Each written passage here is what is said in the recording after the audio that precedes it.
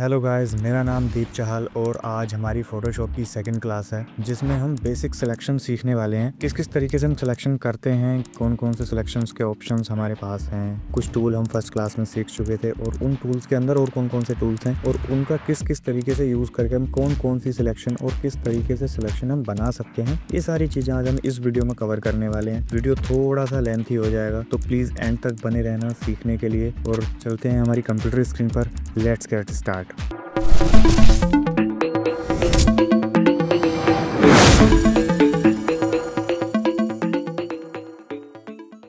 तो गाइस, जिस तरीके से हम पिछली वीडियो में देख चुके थे, ये move tool, rectangular marquee tool और ये लासो टूल और ये क्विक सिलेक्शन टूल, ये सारे टूल हम पिछली क्लासेस में देख चुके थे। अब इस क्लास में हम देखने वाले हैं कि हमारे पास सिलेक्शन के और इनसे अलग कौन कौन से टूल्स हैं, या इन टूल्स के अंदर जो ये सारे टूल्स हैं, object selection tool, quick selection tool, magic wand tool, इन सब का टूल्स का क्या यूज़ है। Lasso tool, polygonal lasso tool, इनका किस तरीके से यूज़ करके हम सिलेक्शंस बना सकते हैं। तो शुरू करते हैं हम अपने रेक्टेंगुलर मार्की टूल से। हम पिछले ही क्लास में देख भी चुके थे, थोड़ा सा मैं इस क्लास में भी बता देता हूँ। सिंपल ही कोई भी आप एक रेक्टेंगुलर शेप बनाइए। अगर इसके साथ अगर आप ड्रैग करते टाइम अगर आप शिफ्ट प्रेस कर दोगे तो ये बिल्कुल स्क्वायर बनेगा, और अगर आप प्रेस नहीं करते हो, शिफ्ट के बिना बनाओगे, तो ये रेक्टेंगल आप जिस भी साइज़ में आप चाहोगे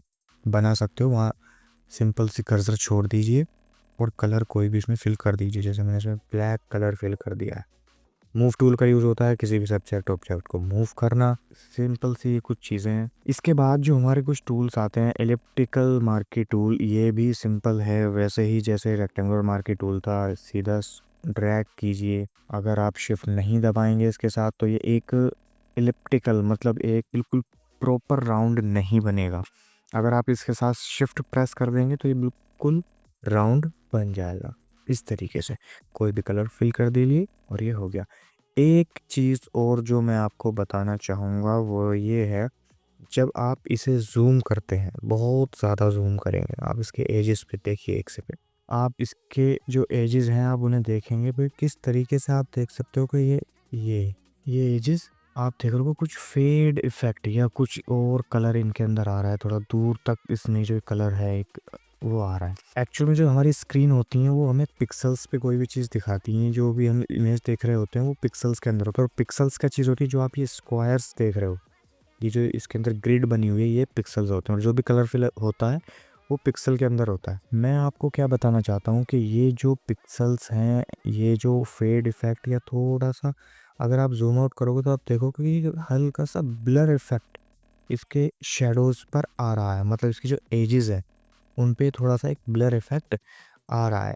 उसका फ़ायदा क्या होता है, इस चीज़ से हमें होता है ऐसा क्यों है, वो इसलिए जब हम ज़ूम आउट करेंगे 100% पे हम आ जाएँगे तो ये हमें बिल्कुल एक्चुअल राउंड दिखेगा। अगर हम देखें, मैं एक चीज़ आपको दिखा देता हूँ। मैं ये सर्कल एक सेकंड में डिलीट कर देता हूँ। मैं एक बार फिर से इलिप्टिकल बना लेता हूँ। ये बन गया और मैं इसमें कलर फिल कर लेता हूँ। अब क्या है, ऊपर आप एक ये ऑप्शन देखोगे, एंटी एलाइस। एंटी अलाइस का क्या मतलब होता है, जब अगर आप इसे अनचेक कर दोगे और तब आप कोई भी शेप बनाओगे। ये बन गया। अब मैं इसमें कलर फिल कर देता हूँ। इसे मैं थोड़ा सा इसके पास ले आता हूँ, ये डिसेलेक्ट करके। अब आप देखिएगा इन दोनों में क्या फ़र्क है। अब आप एक चीज़ देखोगे कि ये वाली जो हमारी शेप बन गई है, इसके जो कॉर्नर हैं, जो एजेस हैं, वो थोड़ी रफ नज़र आ रही हैं बशर्ते दूसरे वाले में थोड़ा सा राउंड नज़र आ रहा है, लेकिन इस वाले में बहुत ही रफ चीज़ें नज़र आ रही हैं। इसमें एक्चुअल में हुआ क्या है, इसमें जो फेड इफेक्ट जो हमारे दूसरे वाले शेप में था वो इसमें नहीं आया। इसमें जो पिक्सल्स हैं वो बिल्कुल एक 1 to 1 पिक्सल्स में कलर फिल हुआ है। इसमें फेड इफेक्ट है, हल्की सी ब्लरनेस जो होनी चाहिए थी वो नहीं आई। इससे हमारे इमेज जो होती हैं, जो शेप होती हैं, वो बहुत ज़्यादा शार्पन बनती हैं, जो अच्छी नहीं लगती। तो कई बार आप वो ऊपर वाला ऑप्शन आप अनचेक कर लेते हैं, लेकिन उसको नहीं करना होता है। इसे आप हमेशा चेक करके रखिए, इस चीज़ का विशेष ध्यान रखिए, क्योंकि फिर वरना आपको लगेगा हमारी शेप इतनी ख़राब क्यों आ रही है, तो वो इसी वजह से ख़राब आएंगी। अब अगला टूल क्या है, लासो टूल बिल्कुल फ्री हैंड टूल होता है। आप बिल्कुल ही आपका फ्री हैंड टूल है, जहाँ जहाँ आप कर्सर लेके जाओगे वैसे वैसे सिलेक्शन ये बनाता चला जाएगा, जहाँ भी लेकर के जाओगे जैसे भी, और जैसे इसके पास लेकर के आप छोड़ोगे ये क्लोज हो जाएगी सिलेक्शन। कलर आप फिल करेंगे, ये हो गया। अभी मैं सिर्फ आपको समझाने के लिए बता रहा हूँ, आप सिलेक्शंस पे ध्यान ना दें कि कैसी बन रही है कैसी नहीं बन रही। ये एकदम फ्री टूल होता है, इससे किसी भी तरीके की आप सिलेक्शन बना सकते हैं, कहीं भी आप ले जाइए। जहाँ लाइन पे आप छोड़ोगे वहीं पे ये क्लोज हो जाएगा, जहाँ से आपने शुरू किया था वहां से यहाँ तक ये क्लोज कर देगा। ये सिलेक्शन एक टूल हो गया। इसके बाद जो आता है पॉलीगोनल लासो टूल। इस टूल का क्या यूज होता है कुछ मैंने पिछली वीडियो में बता दिया था, लेकिन मैं एक बार फिर बता देता हूँ। मैंने एक इमेज डाउनलोड की हुई है, ये वाला। अभी आप देख रहे होगे इस इमेज में क्या है, बिल्डिंग्स के ऊपर कुछ कॉर्नर बने हुए हैं। अभी आप इन्हें नेग्लेक्ट कर दीजिए, आप मान के चलो कि ये बिल्कुल स्ट्रेट है। ये ऊपर जो कॉर्नर आपको नजर आ रहे हैं ये नहीं है, हम मानेंगे कि ये अभी बिल्कुल स्ट्रेट है। ठीक है। अब हमें क्या होता है, कई बार हमें सीधी सिलेक्शन जो करनी होती है, पॉलीगोनल लासो टूल क्या करता है, बिल्कुल स्ट्रेट सिलेक्शन करेगा। जैसे मान लीजिए मैं इसके नीचे एज पे से सिलेक्शन बनाता हूँ इस बिल्डिंग के, यहाँ से मैंने कर्सर रखा, क्लिक किया, और उसके बाद मैं जाता हूँ ऊपर की ओर, ऊपर जा रहा हूँ ऊपर जा रहा हूँ, और मैं एक क्लिक करता हूँ यहाँ इस कॉर्नर पे, फिर यहाँ से मैं यहाँ गया।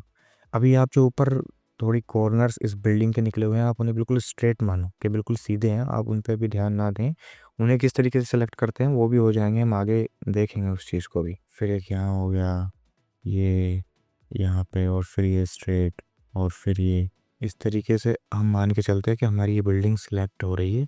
और ये, और बिल्कुल एंड में आके हमने यहाँ कर दिया। मैं इसे बाहर भी जा सकता हूँ, और जैसे आप इसके पास जहाँ से स्टार्ट किया था वहाँ होगा तो इसके पास में एक जीरो सा बना हुआ आ जाएगा, जैसे क्लिक करोगे आपकी सिलेक्शन बन जाएगी। फिर हम इसे करना क्या है, जैसे कई बार हमें बैकग्राउंड चेंज करना होता है, मान लीजिए जैसे स्काई चेंज करना, तो उसके बाद हम क्या करेंगे, इसे कंट्रोल जे करके कॉपी कर लेंगे जो हमारी सिलेक्शन बनी है। ध्यान रखिए जो हमारा शॉर्टकट होता है कंट्रोल जे, वो होता है जो सिलेक्शन या जो चीज़ हमने सेलेक्ट की हुई है उसको कॉपी करने के लिए। हमने यहाँ पे सिलेक्शन बनाई, कंट्रोल जे दबाया, तो हमारे पास एक नई लेयर पे ये आ गया। ये देखिए इसका स्काई हमारा जा चुका है, लेकिन जो पिछली वाली इमेज है उसका स्काई अभी नज़र आ रहा है। अगर उसे हम हटाते हैं या बंद करते हैं देखने के लिए, तो आपको दिखेगा कि सिर्फ बिल्डिंग हमारी सामने नज़र आ रही है। तो इस टूल का ये यूज़ होता है कि स्ट्रेट सिलेक्शन हमें कई बार बनानी होती है, तो इस टूल से हम बना सकते हैं। स्काई चेंज करना हो बिल्डिंग का इसका, तो इसके बाद हम जो भी करना होगा इमेज में यहाँ लेकर के आ सकते हैं, कुछ भी कर सकते हैं। वो हमारी अभी आगे की चीज़ें, वो कैसे कैसे होगा आगे की क्लासेस में हम देखेंगे। ये तो हो गया हमारा पॉलीगोनल लासो टूल। इसके बाद आता है मैग्नेटिक लासो टूल। इसका क्या यूज़ होता है, मैं एक बार फिर से आपको दिखा देता हूँ इसका क्या यूज़ होता है। जैसा इसमें पहले इसके नाम में है मैग्नेटिक लासो टूल, मैग्नेट का क्या काम होता है, चिपकना। तो इस सिलेक्शन में क्या होता है, हमारी सिलेक्शन हमारे सब्जेक्ट के पास देखने के बाद कलर डिफरेंस हमारी सिलेक्शन ये टूल देखता है और उस हिसाब से सिलेक्शन बनाता चला जाता है। देखिए ये किस तरीके से सिलेक्शन बनाता जा रहा है, मैं सिर्फ क्लिक करके और मैंने छोड़ दिया इसके पास में। अब एक चीज़ आपको नज़र आई होगी कि ये जो बाहर चला गया ये इतने दूर जा रहा है, और एक चीज़ और, ये सिलेक्शन आप देखिए मेरा इतना बाहर चला गया। अब मैं क्या करूं कि मेरा ये सिलेक्शन ज़्यादा बन जाता है, तो इसे वापस कैसे करना होता है, तो उसके लिए आप बैक स्पेस दबाइए। जहाँ जहाँ कर्सर आपका गया था वहाँ वहाँ कर्सर वापस लेके जाते रहिए और बैक स्पेस दबाते रहिए, तो ये आपका कर्सर वापस होता चला जाएगा। इस तरीके से आप बैक कर सकते हैं सिलेक्शन को। ये हो गया, देखिए किस तरीके से सिलेक्शन वापस होती आ रही है, ये किस तरीके से सिलेक्शन ये हो गया। कर्सर को वहीं जहाँ जहाँ आपकी लाइन है थोड़ा उसके आस पास इर्द गिर्द ले जाते चले जाइए और ये सिलेक्शन वापस कर देगा, और आगे चलते जाएंगे तो ये सिलेक्शन बनाता चले जाएगा। अब कई बार क्या होता है ये पीछा नहीं छोड़ रहा, ये जहाँ हम कर्सर लेके जा रहे हैं वहीं हमारे साथ साथ जा रहा है, ये हमारा पीछा नहीं छोड़ रहा। तो उसके लिए एक बटन होता है, एस्केप दबाएंगे, ख़त्म, सारी सिलेक्शन साफ। ये कुछ इसके ऑप्शंस होते हैं। और एक ऑप्शन में इसका एक चीज़ बता दूं, ये जो ऊपर इनके कुछ ऑप्शंस होते हैं जैसे विड्थ हो गया, कॉन्ट्रास्ट हो गया, अगर आप इसे बढ़ाते हो, जैसे मान लीजिए मैंने इसका कॉन्ट्रास्ट बढ़ा दिया 20 कर दिया, तब क्या होगा, तब हम देख लेते हैं। अब आप क्या देखोगे, मेरा कर्सर थोड़ा बहुत आउट भी जा रहा है ना, तो ये वहीं सिलेक्शन बनाता जा रहा है। अब एक और चीज़, इसमें एक ऑप्शन और होता है कि इसमें अगर आप क्लिक करते हुए जाओगे, मान लीजिए मुझे सिलेक्शन यहाँ से इधर जाना है, तो मैं यहाँ क्लिक करता हुआ चला जाऊँगा और ये यहीं पे सिलेक्शन बनाता चला जाएगा।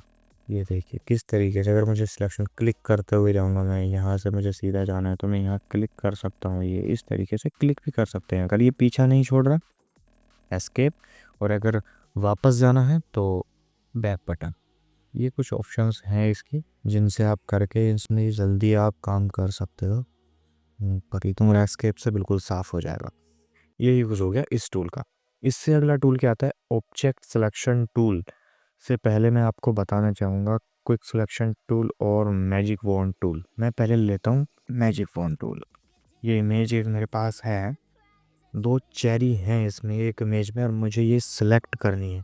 तो मैं क्या करूँगा, इन पे क्लिक करूँगा और इसने कलर का सैंपल लिया और उस कलर के मैच का जितना भी आसपास का कलर था इसने वो कलर सेलेक्ट कर दिया। लेकिन अभी आपको क्या दिख रहा होगा, बहुत कम कलर इसने सेलेक्ट किया है। उसके लिए ये आती है एक ऑप्शन टॉलरेंस। टॉलरेंस अगर मैं बढ़ा दूँ, टॉलरेंस में होती क्या चीज़ है, ये एक कलर सैंपल की वैल्यू होती है कि अगर मैंने रेड सेलेक्ट करना है तो उसकी शेड्स कलर, मतलब अगर थोड़ा रेड कहीं पे थोड़ा लाइट भी है और कहीं पे थोड़ा डार्क भी है तो उसको भी सिलेक्ट कर ले एक बार में, मुझे बार बार ना करना पड़े। तो उसके लिए मैं टॉलरेंस बढ़ा देता हूँ, घटा देता हूँ, वो जैसे भी हमें एडजस्टमेंट करनी होती है अपने हिसाब से हम कर सकते हैं। जैसे मैं इसमें कर देता हूँ, ताकि करता हूँ 50 कर दिया, तब मैं क्लिक करता हूँ तो देखिए इसने ज़्यादा कलर सेलेक्ट किया है। ये इस तरीके से शिफ्ट प्रेस करेंगे अगर आप इस बटन के साथ, तो ये जो सिलेक्शन है ऐड होती चली जाएगी इस तरीके से। कई बार ये एक टूल भी काफ़ी यूज़ में आता है हमारे। ये सिलेक्शन, इसने कलर को सिलेक्ट कर लिया ये, और ये चेरी को इस तरीके से हम सिलेक्ट कर सकते हैं।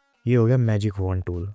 उसके बाद आता है quick selection tool. Quick selection tool में क्या होता है, ये कर्सर जो आपको ब्रश नज़र आ रहा है, ये मैंने पहले बताया था कि इसे हम अल्फ़ाबेट पी के पास में जो स्क्वायर ब्रैकेट होते हैं, जो ब्रैकेट्स होते हैं, अगर आप राइट क्लिक करोगे राइट वाला ब्रैकेट तो ये बड़ा होता चला जाएगा, लेफ्ट करोगे तो ये छोटा होता चला जाएगा। इसमें क्या होता है, क्विक सिलेक्शन टूल में हम सिंपल क्लिक कीजिए और सब्जेक्ट हमारा सिलेक्ट हो गया। यहाँ मैंने क्लिक किया, ये भी सिलेक्ट हो गया। अब क्या चीज़ें आ रही है कि ये ग्रीन वाला हमारा सिलेक्ट नहीं हुआ। अब क्या कर रहा हूँ, तो हम अगर इस पर क्लिक कर रहे हैं तो ये क्या हुआ, ये तो ज़्यादा सिलेक्ट हो गया। उसके लिए हमें ये ब्रश आप छोटा कर लीजिए, ऑल्ट के साथ और शिफ्ट के साथ सिलेक्शन घटा और बढ़ा सकते हैं। ऑल्ट के साथ करोगे तो ये सिलेक्शन घटाएगा। जैसे हमारा ये सिलेक्शन एक्स्ट्रा हुआ है, अगर मैं ऑल्ट के साथ बीच में देखोगे आप, एक माइनस बन जा रहा है, ये बन गया और ये प्लस आ गया। अब ये माइनस हो गया तो मैं ये सिलेक्शन घटा देगा। मैं इसके आसपास ले जाऊंगा तो इसने सिलेक्शन को कम कर दिया, मुझे जितनी चाहिए थी सिर्फ उतनी बना देगा। हर चीज़ मैं अपने हिसाब से एडजस्ट कर सकता हूँ। ये इधर इसके पास भी मैंने थोड़ी सिलेक्शन कम कर ली, ये हो गया। ये सारी चीज़ें हम कर सकते हैं इन टूल्स की हेल्प से। यहाँ थोड़ी जगह है तो मैं इसे थोड़ा और छोटा करूँगा और ऑल्ट के साथ प्रेस करूँगा तो ये बिल्कुल अच्छी तरीके से सिलेक्ट कर लेगा। ये देखिए, और ये सिलेक्शन हो गई है हमारी। इस तरीके से हम एजेस रिफाइन कर सकते हैं। शिफ्ट के साथ आप यहाँ प्रेस करोगे, ये सिलेक्शन हो गई, ये सिलेक्शन हो गई। इमेज जितनी अच्छी क्वालिटी में आपकी कैप्चर्ड हुई होगी, या इमेज की जितनी ज़्यादा क्वालिटी होगी, उतनी अच्छी सिलेक्शन, उतने अच्छे रिजल्ट्स आएंगे। इस चीज़ का विशेष ध्यान रखना, जितनी अच्छी इमेज उतनी अच्छे रिजल्ट आपको मिलेंगे इस सिलेक्शन में। ये चेरी सिलेक्ट हो गई।